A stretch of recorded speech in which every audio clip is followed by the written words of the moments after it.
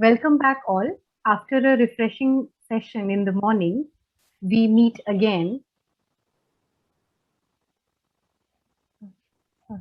We meet again for the second session of the day. I now invite Dr. Ivy Hansda, to the convener of the conference, to say a few words.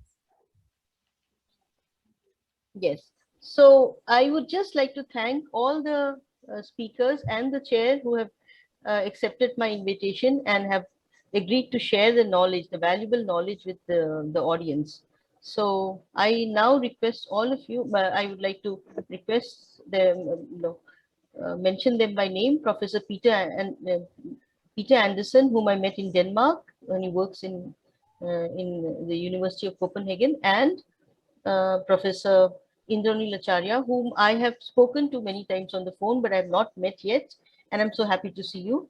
So and he works in Vidyaranya University. Vidyasagar University. Vidyasagar University, Midnapore, West Bengal. And my old friend Anand Mahanand, who's consented to chair the session. So I now request you to start. The theme of this session is Scope of Folklore Studies in Digital Era, and this session will be chaired by Professor Anand Mahanand from IFLU, Hyderabad. Before I introduce Professor Mahanand, a gentle reminder to all the participants. We will be recording all the sessions of the conference, and at the same time, it's being live streamed on YouTube for our registrants and subscribers. The question answer session will be at the end of the presentation. Kanupriya will take all the questions and will ask the questions from the presenters. We request you to please mention the name of the presenter to whom you are addressing your question. We kindly request all the participants to post their questions in the chat box. Our reporters for this session are Niaz and Sumaira. A small note for the chair as well. Please note that all chairs are expected to time the session as per the schedule. Do not let any presenter go beyond the time cap. As chair, you may summarize the points of all the papers for further discussion in the end. Professor Anand Mahanand is a professor in Department of Materials Development, Testing and Evaluation at English and Foreign Language University, Hyderabad. His PhD thesis was related to tribal life and literature. He has conducted and guided research in the area of folklore, academic English, emotional maturity, and multilingual education. His important publications include Tribal Literature in India, published in 2005, English Through Folktales, published in 2011, Tribal India in Fiction, published in 2011, English for Academic and Professional Skills, published in 2011, and Literature for Language Skills, published in 2017. He has translated 2 collections of folktales into English. He has designed materials for IFLU, IGNOU, and for Dr. B.R. Ambedkar Open University, Hyderabad. He has also translated some of the works of Gopinath Mohanty, Pratibha Ray, and Ruskin Bond. I welcome you, sir. Over to you. Thank you. Thank you. Good afternoon and welcome to this session. This is Professor Anand Mahanand. I deem it an honor and privilege to chair this session. I would like to thank the organizers for this opportunity. I also congratulate them for organizing a conference on a very relevant and recent theme. Earlier, almost all modes of communication were in oral form, though in some contexts and communities, both the written and the oral traditions continued simultaneously. Both later, writing emerged as a form of communication, and it dominated major aspects of human life. With the colonization process, it was strengthened and its impact was, or the dominance was, widespread. Literacy has its own strengths and weaknesses. Though it can remain for long it cannot capture some aspects of orality, particularly the performative aspects like gestures, voice modulation, and things of that kind in storytelling. With the emergence of digital technology, orality has come back and in some ways supports oral forms of communication. It also has its own problems, particularly with the market economy. There are issues associated with ownership, dissemination, exclusion of communities, copyrights, and so on. Nevertheless, oral traditions and digital technology is an interesting area of study. It invites our attention and interpretation. I am happy that we have two prominent scholars in the field, Professor Peter B. Andersen and Professor Indranil Acharya. It is my proud privilege to introduce them. Dr. Peter B. Andersen is a highly reputed sociologist of religion. He is employed as Associate Professor in the Center for Cross-Cultural and Regional Studies, University of Copenhagen, Denmark. His modern areas of interest are modernity and the changes in religion in the modern period, including the present time. He did his MA on the transmission of Hindu and Buddhist practices and beliefs to Santal religion. His PhD thesis considered the changes from oral to print transmission of knowledge among the Santals. In India, he has worked in Tranquebar, Tamil Nadu, among the Bodos in Assam, and among the Santals in several East Indian states. He has delivered the Dr. B.R. Ambedkar Memorial Lectures at NISWAS. His important publications include Santals, Glimpses of Culture and Identity, From Fire Rain to Rebellion, Reaccepting Identity Through Narratives with Marin Karin and S.K. Soren, The Bodo of Assam, Revisiting a Classical Study from 1950, Reintegrating Civil Society in South Asia, Critical Perspectives from India, Pakistan and Bangladesh, edited with Rubia Mehdi and Amit Prakash. Then Indisecate Religionary Denmark, or Indian Religion in Denmark, with E.R. Sand and other works. He is presently principal investigator of a survey on the COVID-19 crisis in Denmark. I welcome you once again, Professor Andersen. Dr. Indranil Acharya is a professor and former head of the Department of English, Vidyasagar University, West Bengal. He completed 2 UGC projects as principal investigator on Australian and Indian indigenous traditions in 2008 and 2015. Dr. Acharya had been the deputy coordinator of the UGC SEP program in the Department of English 2009-2014 and the state coordinator of the People's Linguistic Survey of India since 2009. He worked on the documentation and translation of the work, the documentation and translation of the oral and folk literature of Dalit and tribal communities in West Bengal. Dr. Acharya has also completed one UGC innovative research project in 2017 on the endangered tribal languages of South Bengal districts. Dr. Acharya's authored, edited, and translated books are Beyond the Sense of Belonging, Race, Class, and Gender in the Poetry of Yeats and Eliot, Survival and Other Stories, Anthology of Bangla Dalit Stories, Towards Social Change, Essays on Dalit Literature, listen to the flames, text and readings from the margins, Pashchimbangher Bhasha, Smriti Bilopper Pore, that is Jian Devi's translation of after amnesia, and the languages of West Bengal. Dr. Acharya is also the chief editor of Janajati Darpan, the only international multilingual publication series from Bengal on indigenous studies. He had also been a visiting professor to the Department of English, University of Delhi in 2019-2020 on a UGC scheme.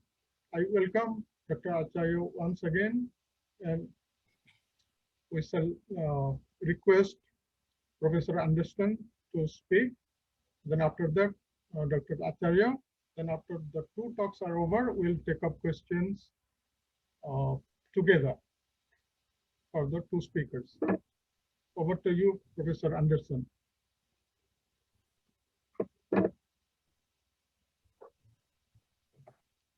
Thank you for this kind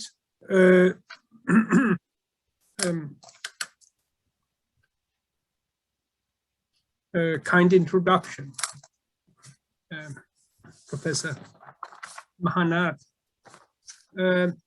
May I share my PowerPoints? Yes, yes, please. Yes, sir. Thank you. Here.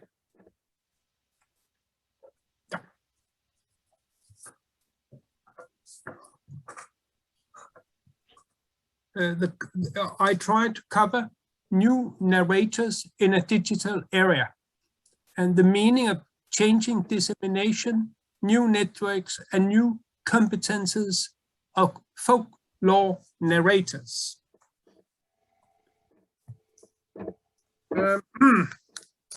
In Europe, folklore started during the Romantic era in Germany, soon followed by initiatives in the Nordic countries. The assumption behind the collections of folklore was that one, by reaching the peasants, could come back and identify the original culture in the nation. It was a romantic dream, but it was very much what people aimed at. They were inspired by the brothers Grimm, who had begun such work in Germany and had turned the romantic dream, where people wrote their ideas about the folk into proper scholarly collections of folklore, and then later to be edited. The brothers Grimm were highly inspired by the national romantic movement, and their work was part in the formation of Germany and the later formalized merging of the German states into Germany during the 19th century.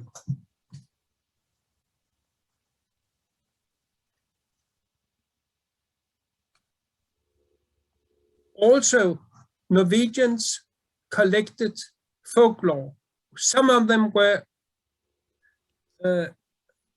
Asbjørnsen and Mo, collecting folklore and publishing folk tales in Germany, no, in Norwegian, around the middle of the 19th century. Reason to mention them is that they were inspiration for the Norwegian Reverend Bodding, who worked among the Santals from 1890 up to 1934. A lot of years where he collected more than 1,500 Santal stories. One of his main informants, Bahadur Murmu, told him and wrote a story to him where he tried to fix Santal history on writing with the hope that Reverend Bodding would print it. As Sakram Bahadur Murmu wrote, the fixation of the history of the Santals was to tell the heathens, as he wrote, look here, ours is correct. If it were not correct, it would not have been printed. Regrettably, Bodding published lots of the folk tales collected by Bahadur Murmu, but never those historical studies. Bodding must have been aware of the national idea of folk tales. So it's a pity he selected them, even if it's important for Santal consciousness, and not the historical study collected by Bahadur Murmu.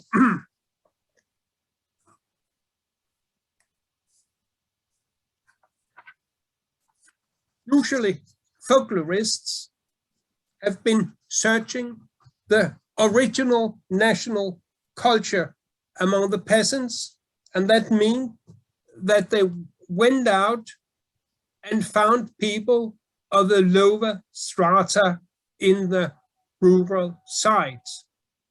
Bodding stressed that Bahadur Murmu was a Santal from the village, the genuine article, well acquainted with customs, ideas, and superstitions of his own people. Bodding was a missionary. He considered much Santal religion as superstitions, but also that Bahadur Murmu had not been long enough in school to get his language educated, meaning that he was the unspoiled informant. I would say the unspoiled informant who worked to collect and systematize Santal history. It's a will near the creative writer.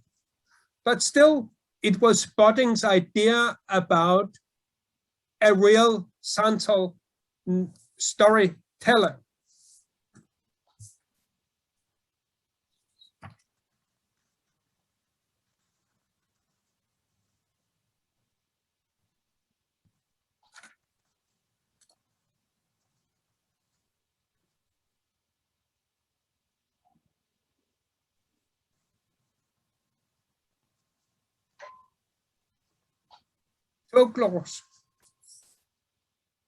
Folklorists have to identify, there have been a fracture in folklore, a circulation of stories, something collected, something circulated in print, written and told and recollected. Danish, writer Andersen used for inspiration 1001 Nights Tales when he wrote his fairy tales. And later Danish folklorists have identified motives from Andersen's fairy tales when they collected oral literature among the Danish peasants.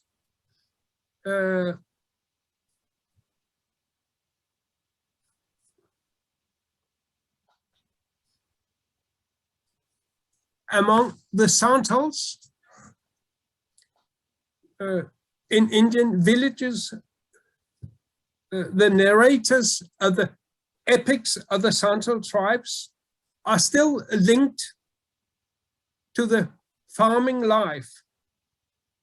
But writers publishing stories on Santals may consider themselves more as folklorists than as individual creative writers, as I was able to document in collections in Kolkata in the 1980s. Then it was among people working in banks and among school teachers and people higher up in society. You can say that now you have a fracture among the oral narrators following old traditions and the more educated creative writers.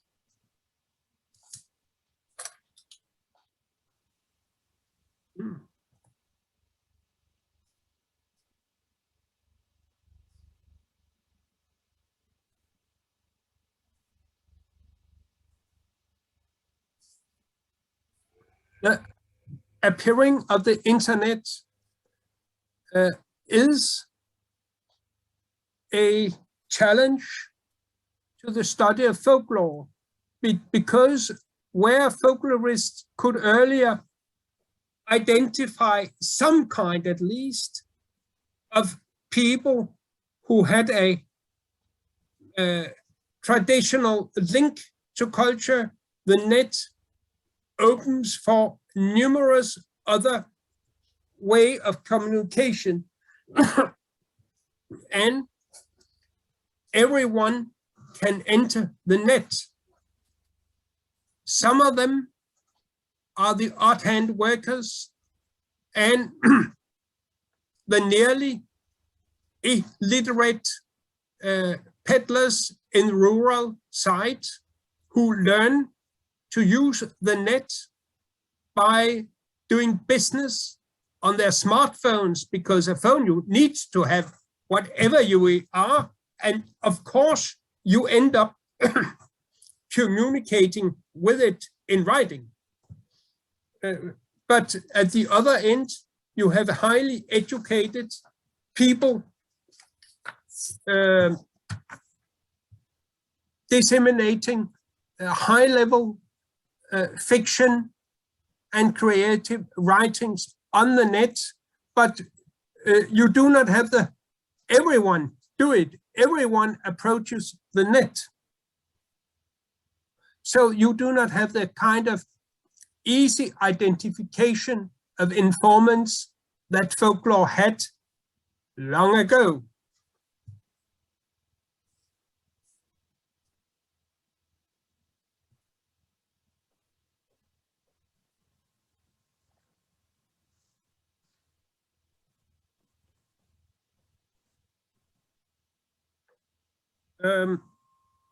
Now,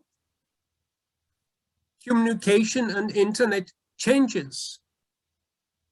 There are rules to go to communicate on LinkedIn, Facebook, and so on.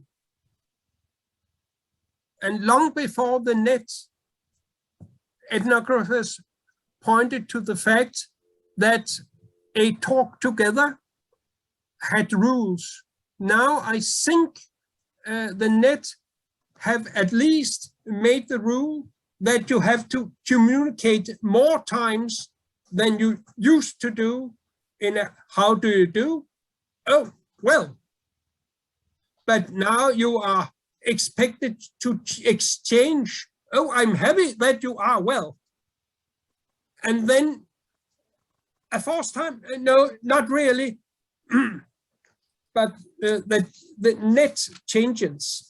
Then there are also the fact that former days folk tale tellers, narrators, told a story which might be a rumor, but it was considered kind of a story, a legend, if it had a named person and it happened a certain place. But now you have lots of rumors in the net. I would consider them as folklore as well, even if they may be rumors. We as academics may say, oh no, it's incorrect. I know the real history. I read the newspaper 5 years ago, it's incorrect. But still, it will be part of the field for folklore studies.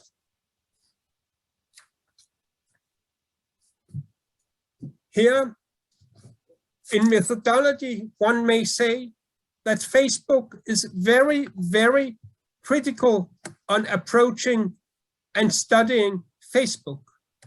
To some degree, it's not even possible to quote open pages due to the safety of personal information from Facebook.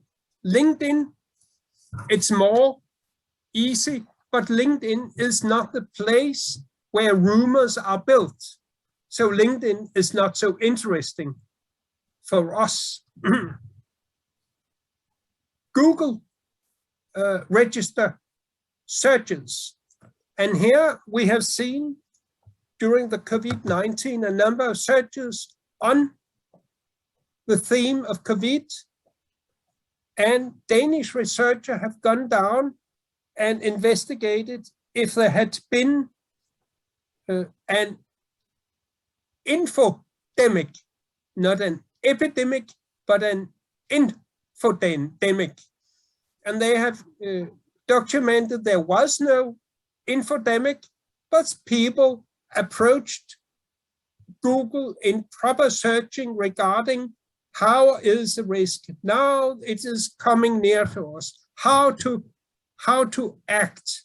It's a global study, yet only published in Danish, but I will hopefully be able to circulate some of the researchers' information on it when they proceed with English translations.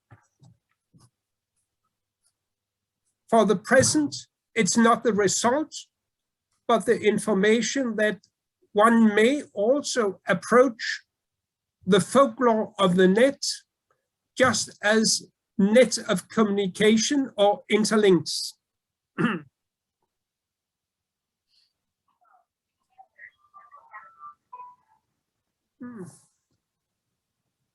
It's another thing. The web creates networks. We call it internet, but it is network creating in a new way. Such nets have to be studied as well.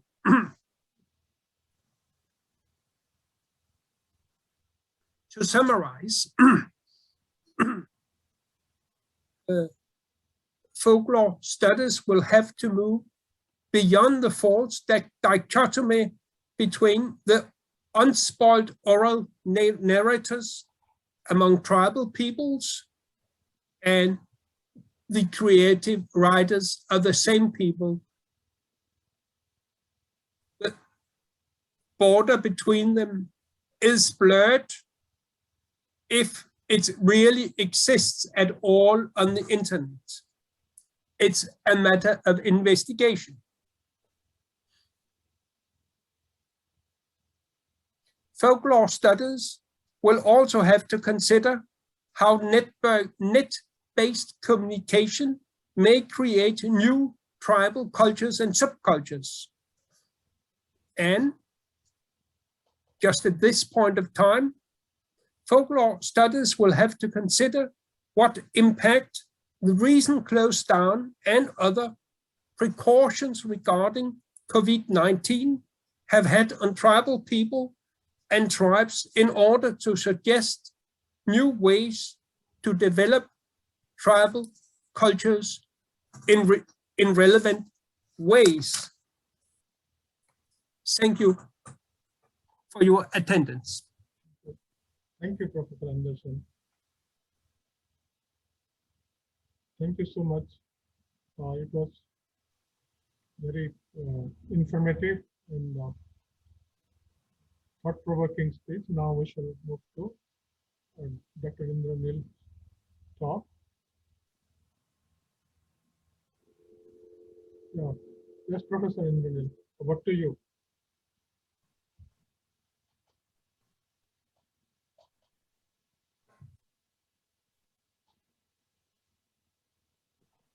Hello, Yes, am I audible? yes, yes. Okay, just let me check my video once.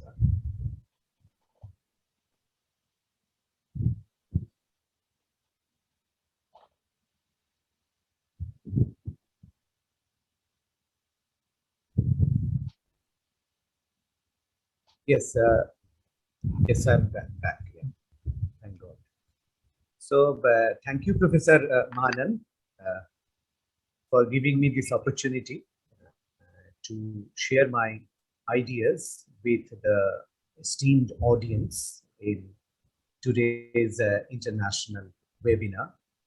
And thanks to the organizers, Dr. Ivy, then Srini, and many others in Jamia, my good old friends here, and of course, the students and researchers, and even my colleagues are also here from my department. So it's really nice to share my ideas with all of you. Now, let me share my screen first, my presentation.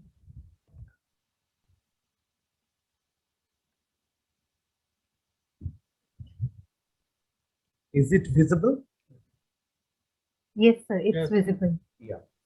So the title of my presentation is Crisis of Folk Performance Traditions in the Digital Era, Some Reflections. Now let me introduce my area briefly. In fact, endangerment of minority cultures is a global concern in the 21st century. My engagement with endangered cultural materials began with one UGC major research project way back in early 2013. And the title of my research project was Documentation, Translation, and Analysis of the Folk Dramatic Traditions in the context of endangerment, particularly in West Bengal. The search for threatened forms of rural theatre continued for nearly 3 years and revealed many fascinating facets of minority culture in the rural heartland of Bengal. Extensive interviews of lesser-known folk artists have provided first-hand accounts of the sorry state of affairs in the domain of folk performance traditions. State apathy and discriminatory social and political practices have further alienated the performers from the mainstream. The politics of not recognizing the relationship between the threatened traditional performance forms and contemporary needs requires a fresh evaluation and necessary correction before many popular folk forms finally turn out to be totally extinct, even in the rural heartland of the Indian subcontinent. We are really passing through an acute crisis. Despite all tall claims and honest statements, many endangered folk drama forms have eluded the attention of many prominent Western drama critics, like Ralph Yarrow and Julia Hollander. It has also remained beyond the domain of discussion of many prominent Indian theatre critics like Anand and Rustam Bharucha. Especially the corpus of writing on folk theatre in Bengal remains quite inadequate. Even the book entitled Folklore of Bengal by the eminent folklorist Ashutosh Bhattacharya does not even mention the name of Bhad Jatra, Machhani Pala, Sita Churi Pala, okay, all endangered folk drama forms in his section entry on rural drama. And if we look at chapter 5 of Ralph Yarrow's book, Indian Theatre, Theatre of Origin, Theatre of Freedom, published in 2001, we find that Ralph Yarrow surveys the theatrical tradition of Calcutta and West Bengal. Very good. The cultural politics becomes quite apparent when one finds mention of only IPTA, Jana Sanskriti, spontaneous theatre, Seagull theatre, and alternative living theatre. But unfortunately, there is no reference to the traditional folk theatre now in the grip of endangerment due to lack of funding, unwilling next generation, social apathy, poor production quality, and charges of obscenity and profaneness. Julia Hollander comes across Balwant Gargi's book, Folk Theatre of India, in a second-hand bookshop in London and decides to revisit India for the documentation of another extremely popular folk theatre form, that is Chau dance of Saraikela, Jharkhand, Mayurbhanj, Odisha, and Purulia, West Bengal, in the eastern part of the country. However, Julia Hollander never mentions the name of Machhani Pala, a folk performance form which is equally popular like Chau dance in Purulia district of West Bengal. If you read Hollander's book, Indian Folk Theatres, you will never find any reference to Machhani Pala or Bhad Jatra or Sita Churi. This presentation aims to look at this politics of exclusion with reference to the endangered folk drama forms of rural Bengal. And it attempts to explore the factors responsible for the non-representation of the truly indigenous performance traditions by the theatre historians in India and abroad. And now I would like to move on to my presentation. I would like to show you some of my slides. These are actually findings of my field visits, which were conducted during 2013 and 2014, mostly in 2013.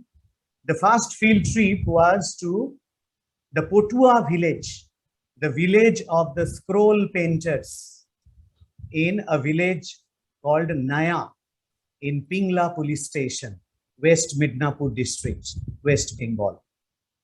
And we recorded the performances, the oral narrations of the very famous and veteran Potuas, the scroll painters.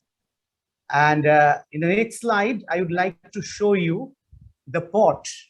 It's a very famous pot in Bengali. It's known as Macher pot.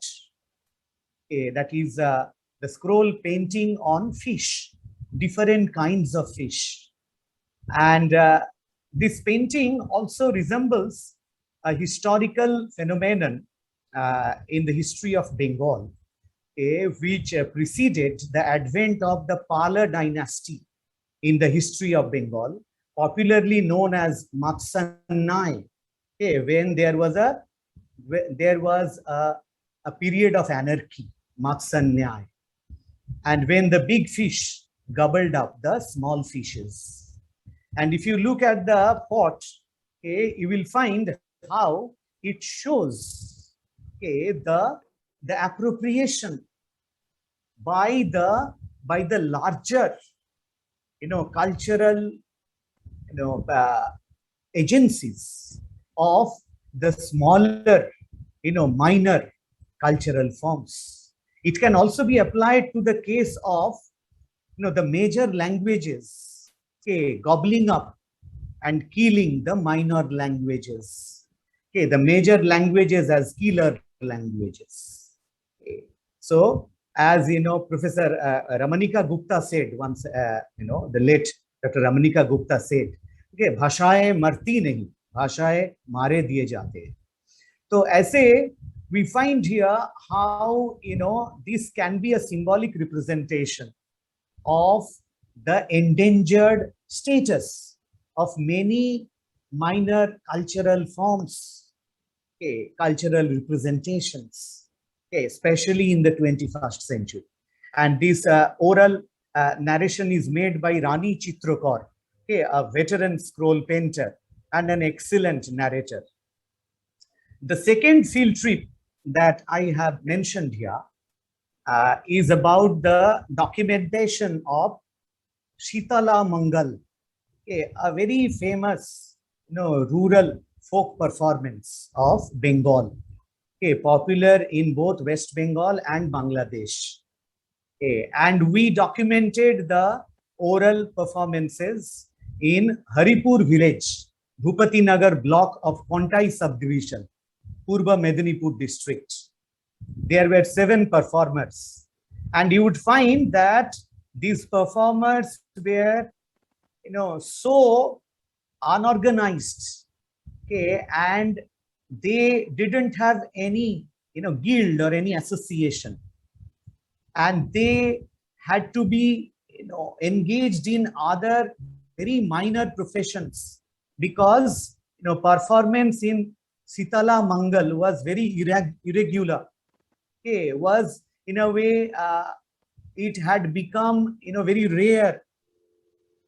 For nobody now invites these rural performers to the major programs. So we had to hire all those people, say for a few days, from their field, from the agricultural field, from the shops, so where they were engaged, and we arranged performance in the panchayat office, in the village primary school. And we found that apart from us, there were very few spectators, even from their own villages, ready to relive the experience of folk performance. So it shows how there had been, a disengagement, a gradual disengagement with their own cultural identity, their own cultural performance traditions. And it was recorded there, the apathy of their own villagers. The third field trip, which we recorded from the same place, Sashti Mangal, and that was performed by another group of performers. And look here, once again, we had to arrange it in the veranda of, say, a block development office room and building. And here you find how, everything is being done in a very, makeshift manner. How the camera is ready. One camera follows another camera. And we don't show you the background because, there were virtually, say, 5 or 6 village children, who gathered there out of curiosity, but there were no village elders, ready to watch the performance. I mentioned another field trip, that is Bolan Gan, the pure form of Bolan Gan, once a very popular folk performance tradition of Bengal, particularly the South Bengal. We recorded it in Nalipur village, Ketugram police station, Bardhaman district. Now it is West Bardhaman district. And there were 8 performers. And if you look at Bolan Pala, here we were a little bit more fortunate because they could organize it, okay, in the courtyard of a Shiva temple, and the villagers were there in greater number. Okay, it seemed that in Bardhaman the enthusiasm was a little bit greater, and the performers were in their traditional attire, and they followed the bandana gan and all the paraphernalia of this pure Bolan performance. In fact, it was an exception to find that how the folk performers and some villagers of their own village, okay, had still sustained some interest in the aesthetics and also in the dramaturgy of the folk performance tradition. Okay, so it was heartening to note that another one we recorded, it was a pure performance, without any dialogue, without any human actors engaged in conflict. So it was simply a martial dance performance, a Ranpa dance, which we recorded in Bardhaman district. As you can find in the next slide, the performers of Ranpa dance, these were all the latels of the zamindar. Okay, they were the pikes, the security personnel of the landlords, and how they were instrumental in chasing away the dacoits, okay, the infamous dacoits of those times, and how they protected the zamindar, and how this act of protection also became a part of their folkloric tradition, and how the entire act of chasing away the enemies, okay, was emulated in the folk performance form, okay, along with a very loud accompaniment of drums, different kinds of drums, different sizes of drums. Okay, we came across many kinds of drum. And Bolan Gan, another version of Bolan Gan, was the popular Bolan Gan known as the Bolan Yatra. Okay, this was also recorded there with a large number of performers. And as you can see here, that in the Bolan Yatra, which is a contemporary 21st century rendition of the Bolan folk tradition, okay, there had been many improvisations. Okay, the little boy, okay, is in his usual attire. Okay, so there is no illusion, there is no special in the way dress code, okay, which the artists, okay, most of them follow. Okay, only the mother in this play has some kind of dress code, some kind of ornaments on her, and some dressing which was somehow a very basic and rudimentary form of which dress code which we find here. But otherwise you would find in the backdrop the Durga Pratima. So it was immediately after the Sharadotsav. So what happened that people had not yet immersed the goddess, the idol. So it was there in the backdrop. And if you look at the contemporary rendering of the Bolan Yatra, Bolan theatre, you would find that it includes many elements of the theatre of sentimentality. Okay, so the father suffers from cancer, okay, and the son appeals to the theatre goers to donate, and actually it happens. The illusion is broken. You would find that people from the audience would stand up, and they would go and simply offer the boy a 10 rupee note or a 50 rupee note or a 100 rupee note. It happens during the performance. So, and it creates a great interest and enthusiasm in the theatre goers, in the villagers, who are very much involved in the main theme of the jatra, and it literally includes all the viewers present during that performance. The next one is Chudiya Chudiyani Pala. which we recorded in the Bahara Dari village of Rohini in the Sakrail block of Paschim Midnapore district. And Chudiya Chudiani is a very famous, folk performance tradition of Midnapore districts. Now it is divided into 3 separate districts: East Midnapore, West Midnapore, and Jhargram.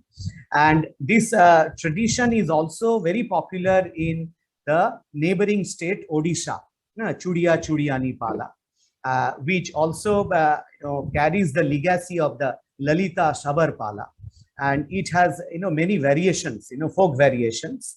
I have a snapshot of the performers. Look, they are in their brilliant, colorful attire. And the performance takes place just before a temple, in the courtyard of a temple. And we find there are many curious villagers, mostly children, who throng there to watch the performance. And another one is Krishna Yatra, which we recorded in another location in East Midnapore district. And there, I have another the image here, the presentation of the Krishna Yatra form, the performers here, and how you would find that they are in their best attire. And in fact, they are professional performers. But later, when we interviewed the performers, we came to know that they were not included in the list of, government approved artists. So they don't have any artist card. They don't receive any grant from the government, because of their political affiliation. So somehow, we find that in the rural heartland, there is always this political divide, which somehow, undermines, the talents, the performances, the potentials of many, genuine performers. And it was revealed during the interviews. It happened. We also recorded Manasa Mangal, a very popular folklore performance tradition, a very popular lore we know about the goddess Manasa. And we recorded in the Rajnuagad village of Pada block in Purulia division.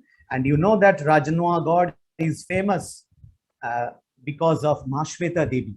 It has a very close association with Mashweta Devi. And she was instrumental in the establishment of the Khediya Shabor Kalyan Samiti in Rajnuagad village. Khediya Shabors, who were the erstwhile criminal tribes, the denotified tribes of Bengal. And you will be surprised to know that most of the performers of this Manasa Mangal Pala were Khediya Shabars. So very interesting to find how, the Adivasis, how the deities were attracted to the folk performance traditions, which originated, from some, non-Adivasi, non-indigenous contexts, and how it was, in a way assimilated and in a way made integral to the cultural performance traditions, to the synthetic performance traditions of the indigenous communities. Now, I have already mentioned it, the crisis, the politics of not recognizing the relationship between the threatened traditional performance forms and the contemporary needs.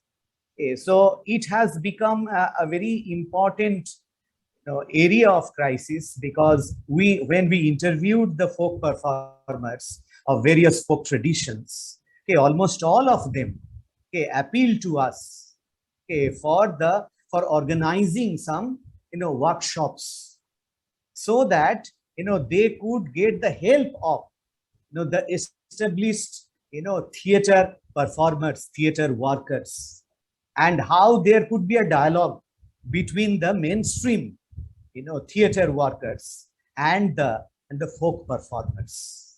Okay, so this was something which we came across repeatedly, during our interviews with many of them. In fact, there had been a tradition of neglect. I have already mentioned it in my introduction. In fact, I have quoted from the book. I have quoted from Pierrot's book, Ralph Pierrot, where he asserts that during the 15 or so years that I have been traveling frequently to India, I have no doubt gone through many phases, from bewilderment to cultural tourism to varieties of post-colonial guilt.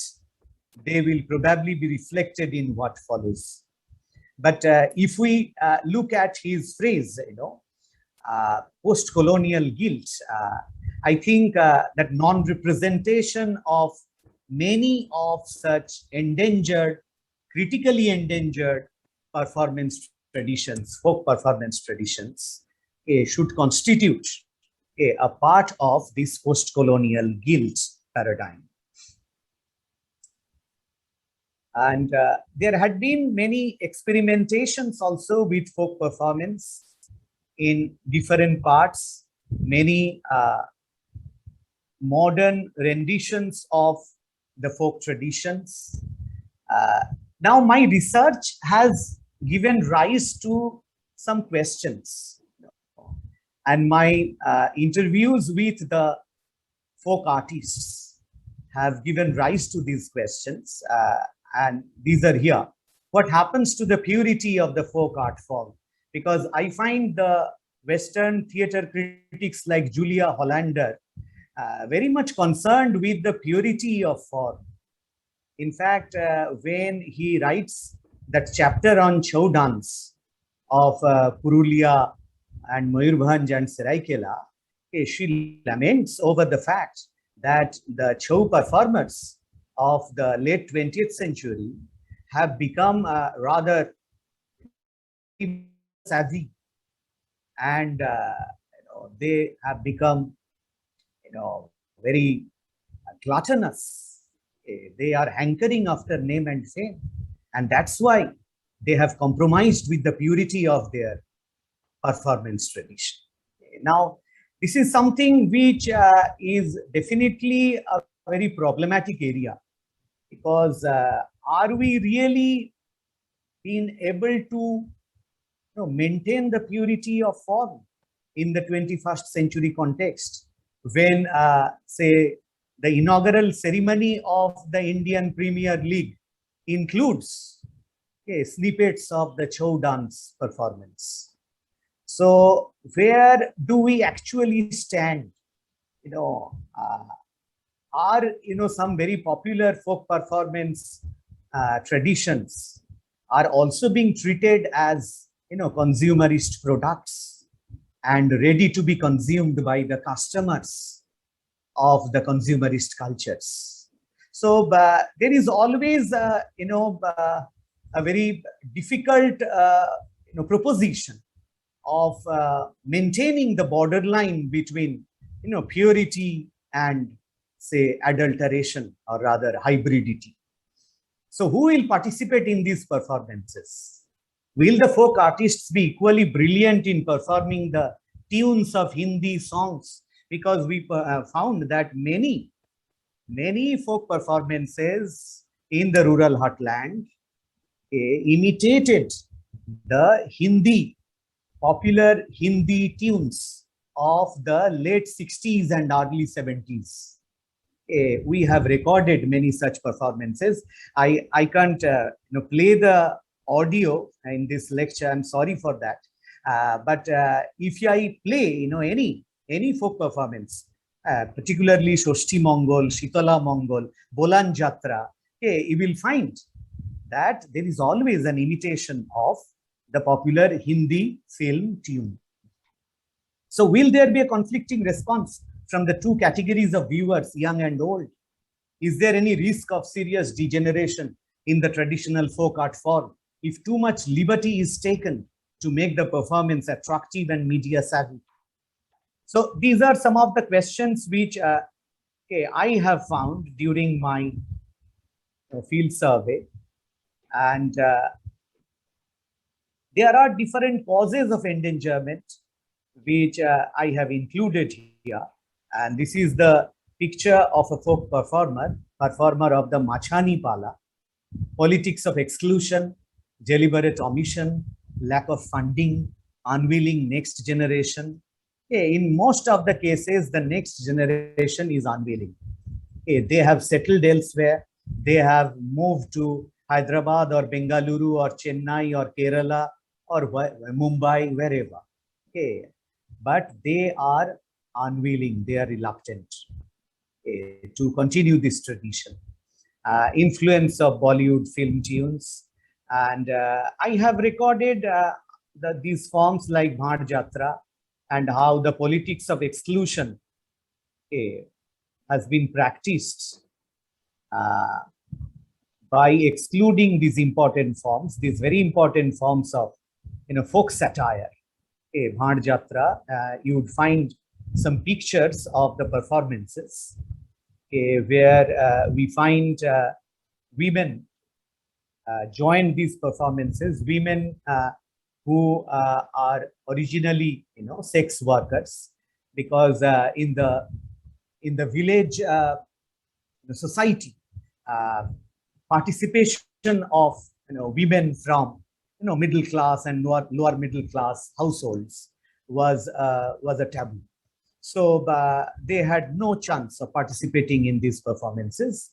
So all these performers are sex workers, and we could organize this performance after taking much trouble, because there was great resistance in the village, particularly some of the mukhias of the village, because such performances which include many lewd and bawdy scenes and dialogues, in a way might contaminate, might pollute the minds of the young people, the children. So there were reservations, but later we found that all those lewd and bawdy remarks were somehow very intrinsically connected to the satirical form, which was a ruthless exposition of the hypocritical nature of the landlords, the zamindars,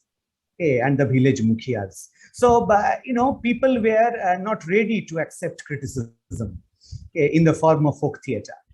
So there were many stiff resistances. So other palas we also recorded here: Sita Churi Pala, Chudiya Chudiyani Pala. And I skip all these sections because I think I have taken a lot of time anyway. This is the image of a Machani performer.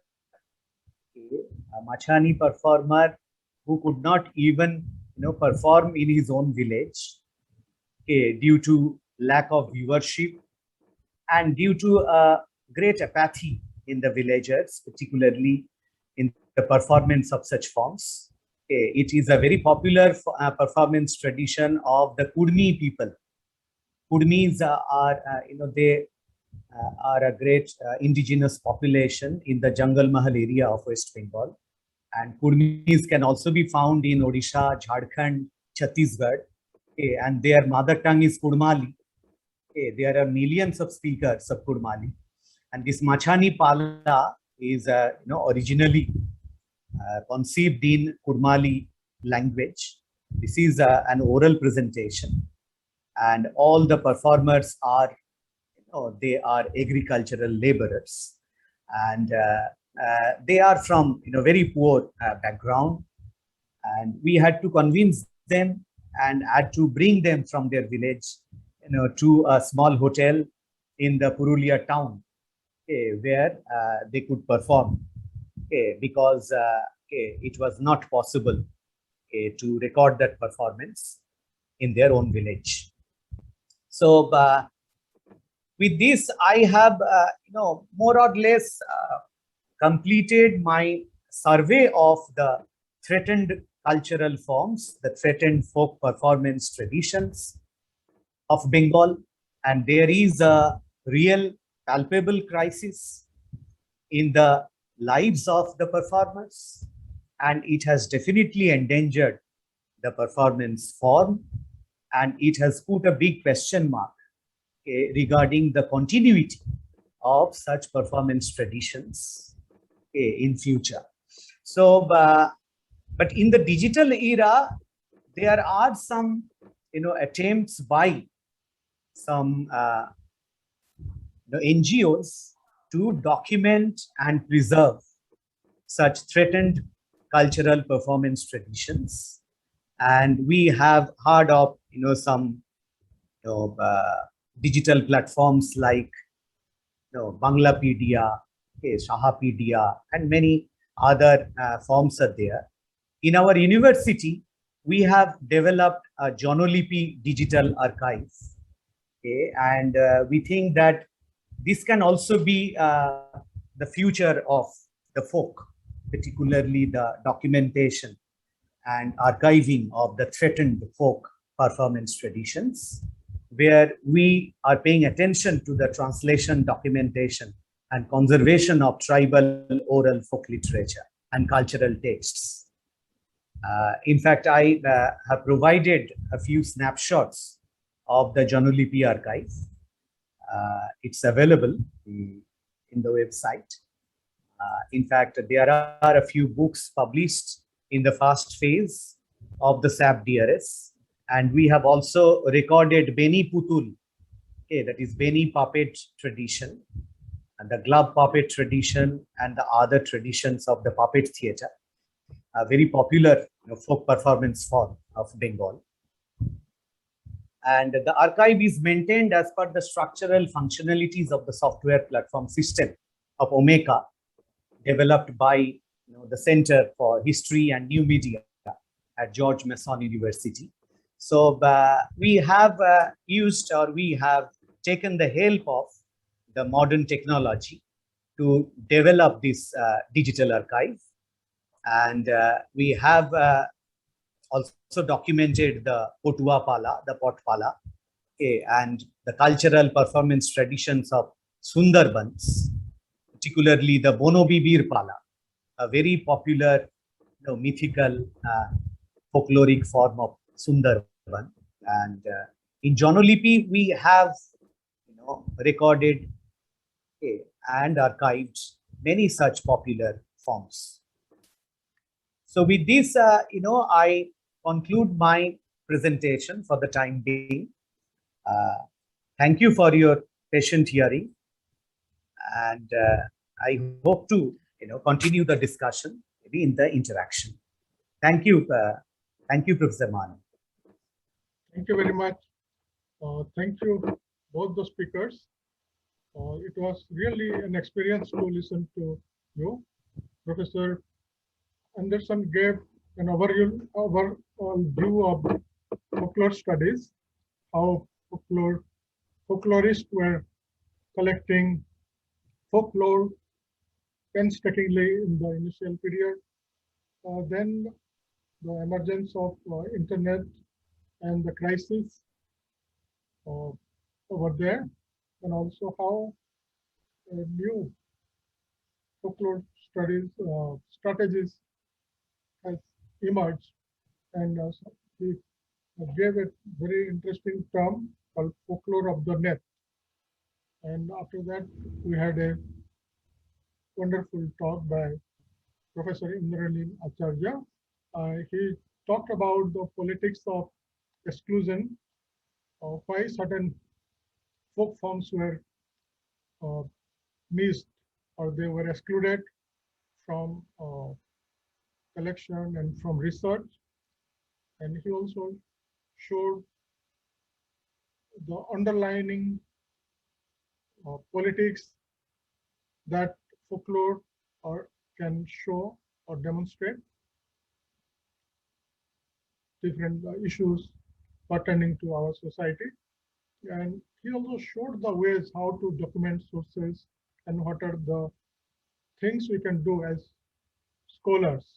So it was very inspiring for folklore scholars and people who would like to document folklore and do work in this area. So thank you very much. I'm sure our participants have a lot of questions to ask. You could type your question in the chat box and they'll be happy to answer to your questions. Please come forward. Please type your question. Thank you, sir. Thank you, Professor Anand Mahanand. Thank you, Professor Peter Andersen. And thank you, Professor Acharya. I request all of you to please type your questions in the chat box. Kanupriya will take all the questions and ask the concerned speakers. Thank you. Over to you, Kanupriya. Thank you so much, Vasundhara. And thank you, Professor Andersen and Professor Acharya, for your eclectic presentations. We were actually very enlightened by both of your presentations. So there are various questions. I would like to put in the first question.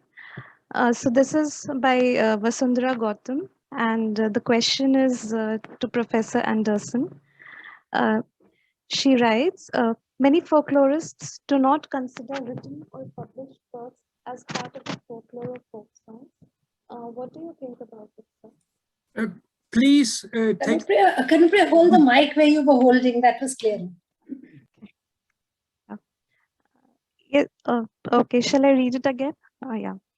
So Vasundhara Gautam asks, many folklorists do not consider written or published works as part of the folklore or folk songs. So what is your take on it? Sir, shall I ask all the questions together? Would you like to answer one by one? One by one will be better. Okay, okay. So the first question.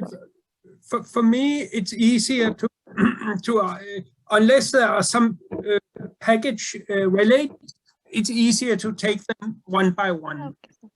Okay. My argument is that the border between printed, oral, and also internet communication is now blurred. So I would include all of it and then consider from case to case where it is to belong. Okay. But it's new to folklore, I know. Thank you, sir. So the second question, it's for you again, and it is, the question is, could you please throw some more light on how folklore studies can move beyond the false dichotomy between the unspoiled oral narrators and the creative writer of the same people? I think it is a wrong dichotomy. Andersen in Denmark, you had the circulation of his story down again. I think in India, you have lots of circulation between printed and oral traditions. And also my argument was that Bahadur Sakram Murmu was not only a folklore narrator, but also a creative writer. I think it's a wrong dichotomy and has been all the way, but that now it's time to do away with it. And also, but what one shall really consider is the new ways of communication on the internet. Okay, thank you. So this question was by Ajit Kullu. Okay, thank you so much, sir. The next question is for Professor Indranil Acharya, and this question is by Shubhadeep Jana, and he has two questions for Indranil, sir. So the first question is there any relation between folklore and Gojon Gan? Sir, and his next question. is in the era of fusion, art takes another path altogether, be it music or dance. This fusion can be an interesting way to present some sort of essence of folklores or music to the present generation. What's your take on that, sir? Would you please repeat the second question? Yes, Kanapriya? sir. Yes, sir. Sure, sir. In the era of fusion, art takes another path altogether, be it music or dance. This fusion can be an interesting way to present some sort of essence of folklores or music to the present generation. What's your take on that, sir? Okay, thank you. Thank you for the question. In fact, the relation between folklore and Gajon Gan is in a way very intimate, because Gajon Gan is part of the folkloric tradition of Bengal. Gajon is a very old form of religious folklore, which originated with the worship of Lord Shiva. So this folk performance tradition is closely associated with the Shiva cult, and Gajan has its various manifestations in various regions of Bengal. Say, for example, Bolan. I mentioned Bolan.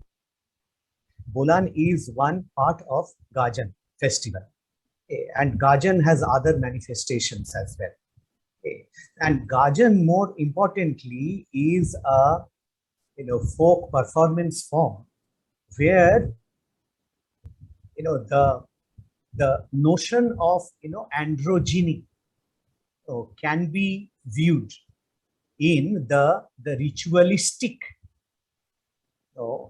kind of self-masochism practiced by both the male and female performers, particularly the male performers. And you would also find how Gajan is also an example of the folk initiation into a life of pain and suffering, life of hardship. As you would find the tradition in many Australian Aboriginal performance traditions. If you read David Unaipan's Australian Aboriginal legends, you would find that the Australian Aborigines had to go through certain rituals to overcome fear. Similarly, Gajan is a folk performance tradition where the performers are initiated into a fearless form of life, a fearless way of life. So Gajan is part of the folk ethos. It is part of folk morality. Rather, it is a visual manifestation of the folk ethos. And as far as the second question is concerned, the fusion that art takes through fusion to the essence of folklore, yes, there is no denying the fact that there are many popular lores created through fusion music, especially in the late 20th and early 21st century. And we know several very famous fusion singers, particularly in Bengal. There are some bands like Dohar. We have heard of Krishna Prasad, who passed away in very unfortunately in a car accident. So if you look at the performance of Dohar, if you look at the performance of Bhumi, a very popular band of Bangla fusion music, you will find how the folk elements are deliberately in a way absorbed into the metropolitan and the Western way of music, or the Western way of approaching music, how the two approaches merge in the ultimate performances of the performers of various bands. So obviously, this is part of the urban folklore, which includes many elements of rural folklore. Thank you. Unfortunately, I am unable to switch on my camera. There are some issues. Please It's pardon okay, me. sir. It's okay, sir. So thank you, sir. The next question is by Praveen Lulekar, and this is a general question for, he has posed it for both the speakers. Anyone can answer. The question is there an inherent contradiction between documentation, written and audiovisual, and the vitality of orality, its ability to adapt according to the times, the audience of each performance, and the changing socio-political situation? If yes, can there be methods to preserve oral cultures while preserving its vitality? So this is a question to both the speakers, if you would like to answer. Yes. So Dr. Andersen, respond first. Please, Dr. Andersen. Thank you. I can. I do not think there is a conflict. As Professor Acharya have said, it's important to document. I think it is important to document, but if a tradition is about to disappear, I don't think it will take any harm of it, but it's difficult to turn a tradition back just by documentation. I think that the scroll painters is a case in Bengal is a case of a successful building where you build links between the Kolkata, the Kalighat, and the rural scroll painters, and that's a successful way of continuing an old tradition. If people don't want to continue, I think it's very, very difficult just to make it continue just by documentation. But I don't think the documentation harms it in any way. Thank you. Yes, thank you, Dr. Peterson. My take on this is there is no contradiction. I beg to differ. I don't find any contradiction between the documentation of the performance traditions, the oral performance traditions, and the oral performance traditions in their natural forms. I don't think there is any contradiction. Actually, the question of documenting the vitality is a very problematic one, and also at the same time a very challenging one. Yeah. Because documenting the vitality can only happen if the performer feels, and if the performer is convinced that people who are documenting the performances are quite serious and they are intimately involved in the recuperation, preservation, and documentation of these cultural forms. So it is also linked with the genuineness of intention of the documenters. Otherwise, if we are into the field with some ulterior motives, say of producing some something which rare, and which would give us some mileage in some other forms, and we would be able to claim that, look, we have documented something which was never documented before. And if we use it for meeting some ulterior motives, I think in those cases the performers would also feel in a way shaky, and the performers would never come out with their real vitality. And that could always be distinguished by watching two different performances. Say for example, in one performance which is shot in a location and with people who were taken into trust, who were convinced before recording the performances, who were in a way given a sense of security, a sense of homeliness, a sense of being represented in the true sense of the term.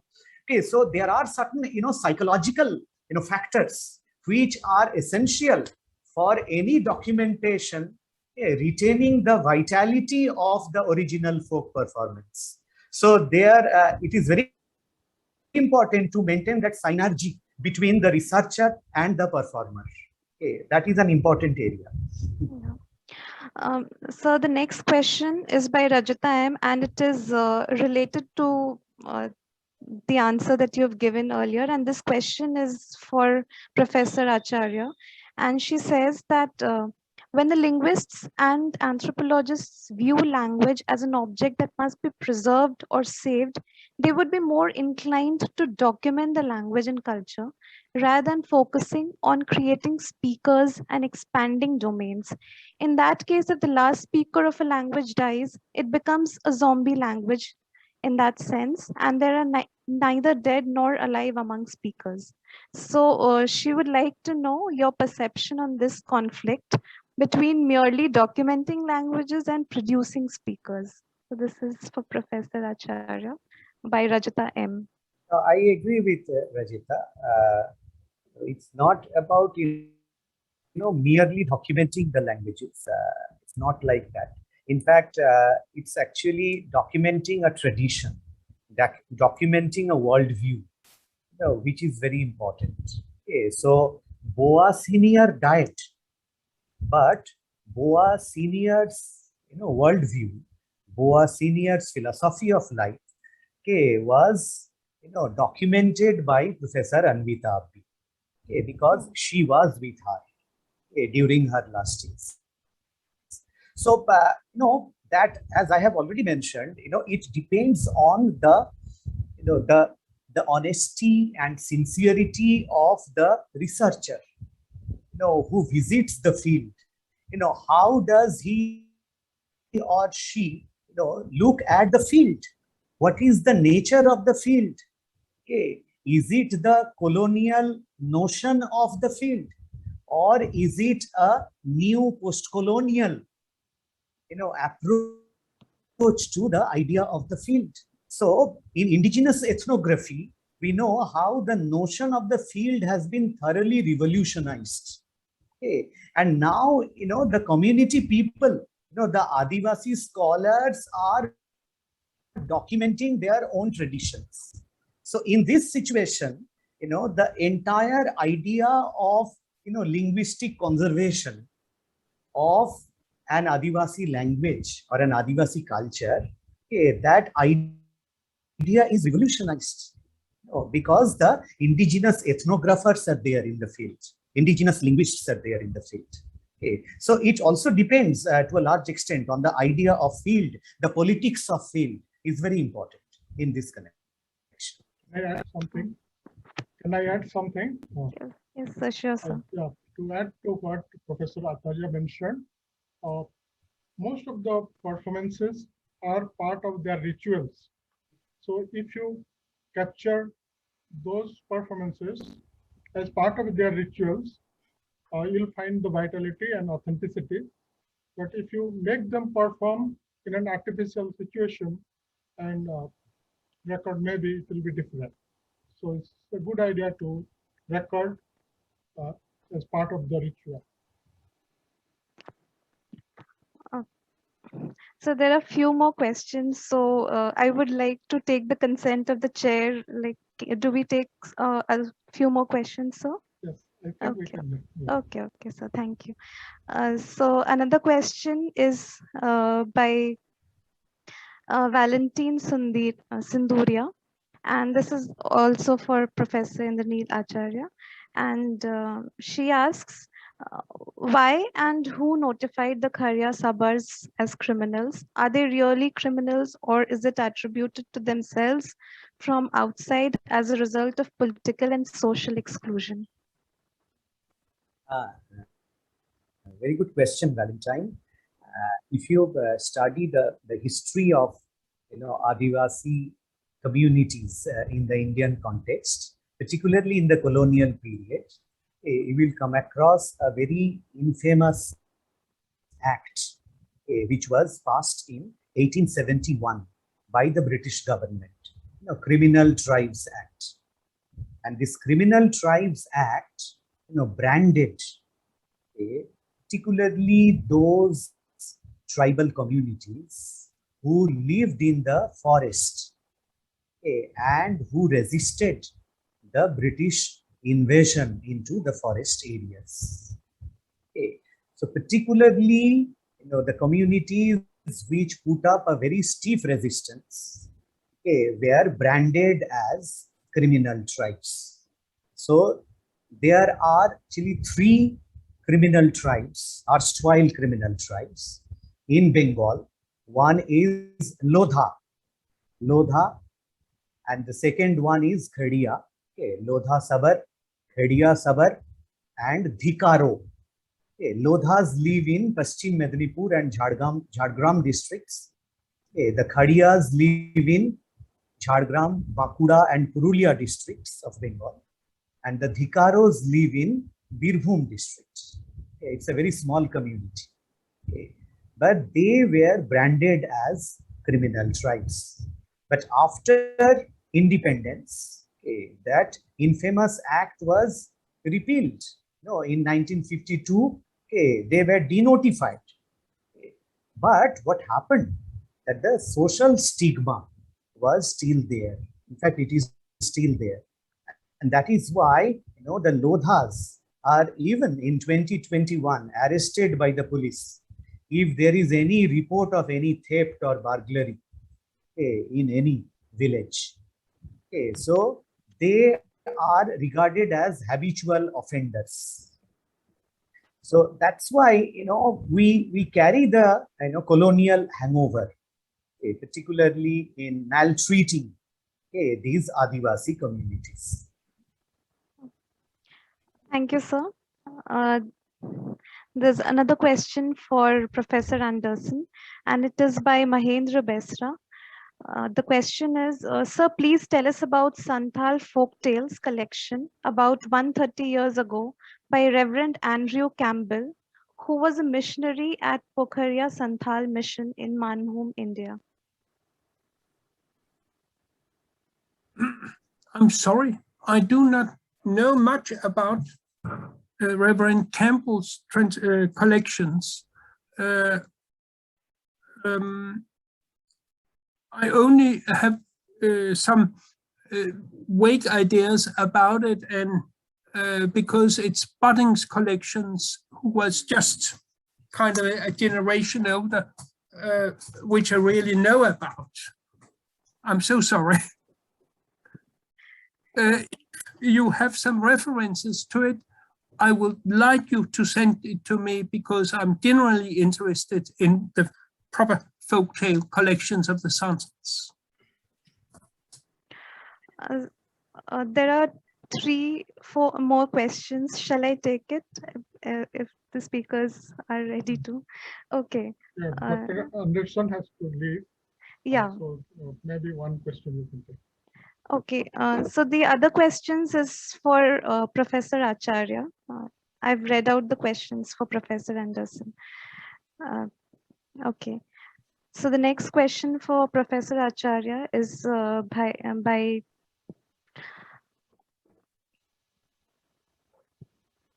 okay. So it is by Anita Pai, and she writes, isn't purity of indigenous cultures a barrier in transition of these cultures? Like Bengali folk song Boro Loker Biti Lo is more famous through Bollywood in young generation, rather it is famous as a pure folk song in them. So this is by Anita, it's a very good question. In fact, that is what I have been talking about, the obsession with the notion of purity. I referred to Julia Hollander's work, and I mentioned how Hollander was almost fanatic about the loss of purity in the traditional Chau performance traditions of Mayurbhanj, Seraikela, and Purulia. And Hollander said that she visited one Chau performance site along with the famous British playwright, John Arden. And when the performer saw that a Sahib has come to watch their performance, Hollander writes that they were probably a little bit camera savvy, and they paid more attention to their dress code, and other minor details, and probably they in a way overacted during that performance, which was not expected of a seasoned veteran Chau performer. So she continues this criticism in this line, that they were not probably maintaining the restraint, the artistic restraint, which should have been exercised by the performers, irrespective of the composition of the audience, who is in the audience. But this is something which is practically impossible to find. Practically impossible to find, because a performer has only one life, that is at the stage for a particular day, for a particular duration. And during that time, a performer can give his or her best. He or she can also give his or her worst. We have to accept it.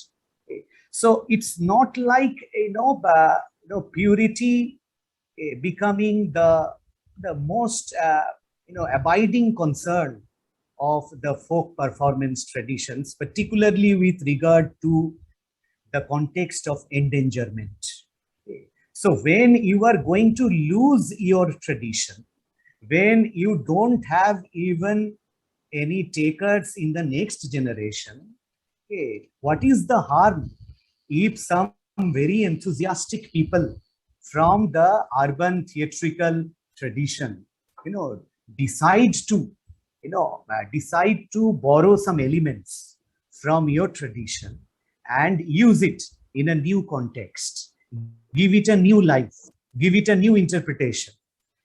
So what is the harm in it? In fact, what I have mentioned, during my interviews with many of the folk performers, they have repeatedly insisted, sir, can't we have workshop with the mainstream performers? Can't we have workshop with some veteran actors from Kolkata? There we can have a very good platform of learning something from them and also showcasing our best to them.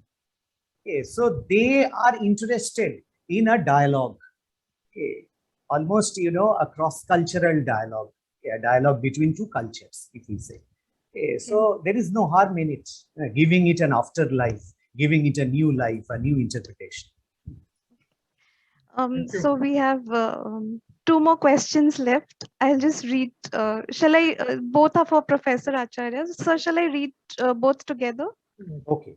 Okay. Professor Peter Andersen will be leaving because he has another meeting. Yes. So we'll just thank him. Thank you, Professor Andersen. It was really very enlightening talk, and it was good to listen to you, and hope we'll meet again and interact again. Thank you so much for your kindness and time. Thank you, sir. Thank you, Dr. Thank you. Thank you, and thank you for to Ivy and the other organizers for inviting me. And I'm so happy to be introduced to other people working on the folklore in India. And I will hope that I will be able to contact you when coming back to India, hopefully soon. Thank you. Thank you so sir. much. Thank you, Dr. sir, Ali. also. And I hope that you will join us also for tomorrow's, as the audience, of course, for tomorrow's sessions, if possible. I will. Thank you, sir. Thank you.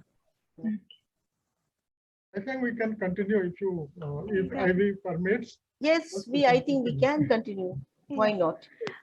So I'll read out both the questions together. The first question is by Bhaktipada Mehto, and the feedback is, thank you so much, Professor Indranil Acharya sir, for this wonderful and illuminating presentation and sharing your experience with us. Sir, how can these folk performative traditions be preserved and revitalized? Kindly share your valuable insights on this. And the second question is by Aruna, and the question, sir, can you cite some Indian novels in English which depict the life of tribe in Bengal? So these are the two questions, sir. Actually, I respond to the first question. In fact, I have already mentioned it during the last part of my presentation, when I talked about Janalipi archive. In fact, digital archive is a major way to preserve and, in a way, promote the dying folk performative traditions.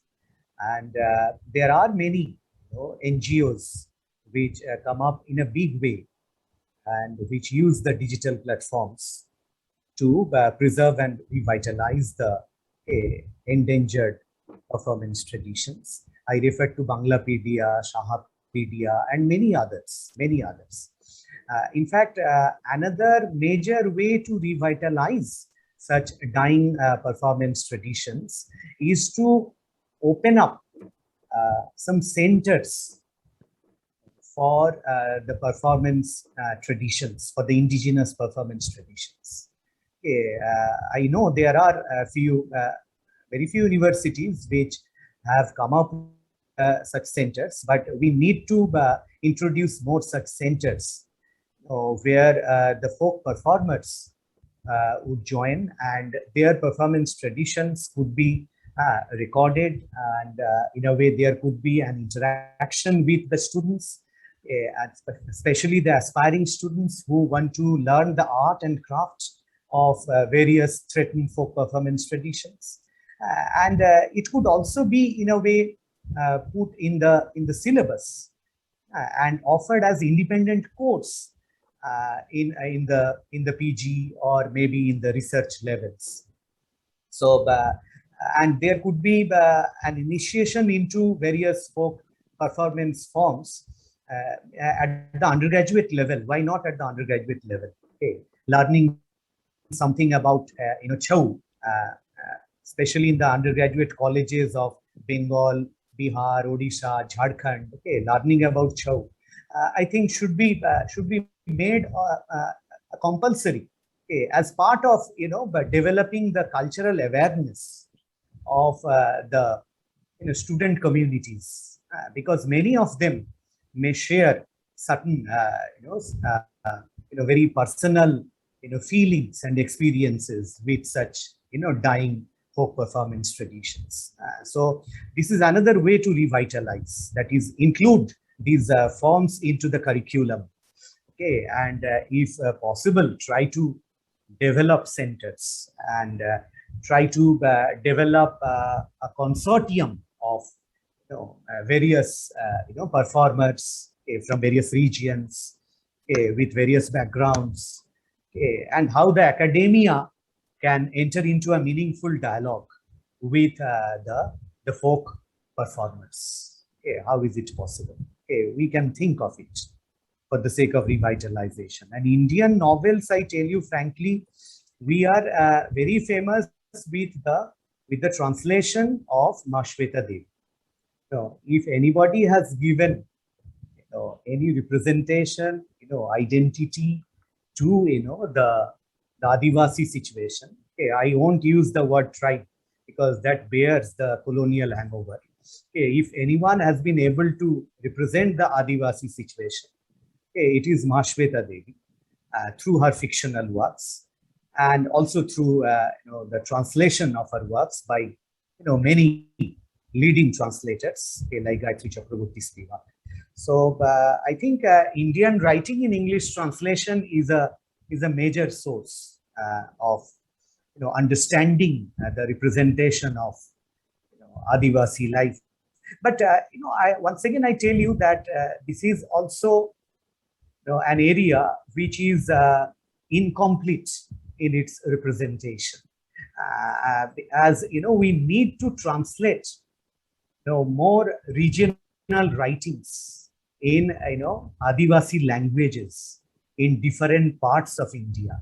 Okay, for example, we find some translations of the autobiographies, DNT autobiographies, which are written in Marathi, by some people, some DNT authors, Lakshman Mane, Upara, Lakshman Gaikwad, Uchalye, and many others are there.